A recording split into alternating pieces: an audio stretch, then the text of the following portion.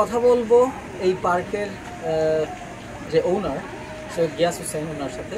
So আমরা কথা বলি তার সাথে। সৈয়দ গিয়াস হোসেন, আপনি যদি একটু কষ্ট করে পরিচয়টা দিতেন। আমি দীর্ঘদিন অ্যাপেক্স গ্রুপের সাথে ছিলাম। অ্যাপেক্স ফুটওয়্যারের এডিশনাল ম্যানেজিং ডাইরেক্টর আর অ্যাপেক্স ফার্মার ম্যানেজিং ডাইরেক্টর হিসেবে অনেকদিন আমি কর্মরত ছিলাম। গত 1 বছর আগে রিটায়ার করেছি। তো এটা হচ্ছে ওনার হবি প্রজেক্ট। আপনারা অলরেডি দেখেছেন পার্কটা, আরও দেখবেন। এটা ইনফরমেশন আমি দিব, এই জন্যই আমি সরাসরি যিনি স্বত্বাধিকারী তার সাথে কথা বলছি, তাহলে ইনফরমেশনটা অ্যাকুরেট হবে। আমি আপনাকে কিছু কোয়েশ্চেন করব, তাহলে যারা দেখছে তাদের এই সম্বন্ধে যথেষ্ট আইডিয়া হবে। এটার আয়তন কত এই পার্কের? এই পার্কের আমার এখানে জমি আছে প্রায় 12 বিঘা। তো আমি এই মুহূর্তে 8 বিঘা জমির উপরে পার্কটা করেছি। 8 বিঘা জমিটা একরে কত হতে পারে? একরে হচ্ছে মানে 3 বিঘার মতো, 3 একরের মতো। 3 একর জায়গা নিয়ে এই চমৎকার পার্ক। এবং আমি নিশ্চিত, আমি যেহেতু অনেক জায়গায় ঘুরি, আমি নিশ্চিতভাবে বলতে পারি যে বাংলাদেশের প্রাকৃতিক পার্ক হিসাবে হাতে গোনা কয়েকটা যদি থাকে এটা হবে একদম নতুন। বাট এটা যারা আসবে, অভিজ্ঞতা নিবে, তারা এটাই ভাববে। যেমন এখানে এই যে পার্কটা, এটা ওয়েল প্ল্যান্ড। আপনারা যেমন এখানে বাংলাদেশের প্রথম একটা রেল ট্র্যাক দেখতে পাবেন, এটা টয় রেল ট্র্যাক। এখানে ট্রেনের 2টা জিনিস আছে। আমার হবিটা শুরু হয়েছিল অ্যাকচুয়ালি গার্ডেন রেলওয়ে দিয়ে। গার্ডেন রেলওয়ে হচ্ছে ছোটো স্কেলের ট্রেন, এটাতে যাওয়া যায় না, কিন্তু এইটার আসল ট্রেনের অবিকল নকল ইঞ্জিন সব কিছুই আসল ট্রেনের একটা আনুপাতিক হারে স্কেল অনুযায়ী তৈরি করা।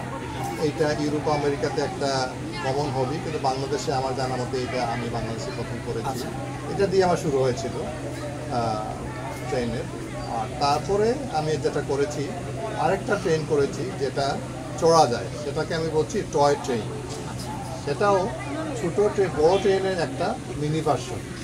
অসাধারণ আসলেই। এবং আমি এর সাথে একটা অ্যাড করি বিষয়, সেটা হচ্ছে মানে এটা প্রকৃতি নির্ভর একটা জায়গা। এখানে আপনি আর্টিফিশিয়াল ব্যাপার খুব কম পাবেন, বাট আর্টিফিশিয়ালি যেগুলো করা আছে সেগুলো দৃষ্টিনন্দন, অসাধারণ আছে। সর্বশেষ অংশে আমরা আছি, আপনার সাথে কথা বলার ভিজিটিং আওয়ারটা কি?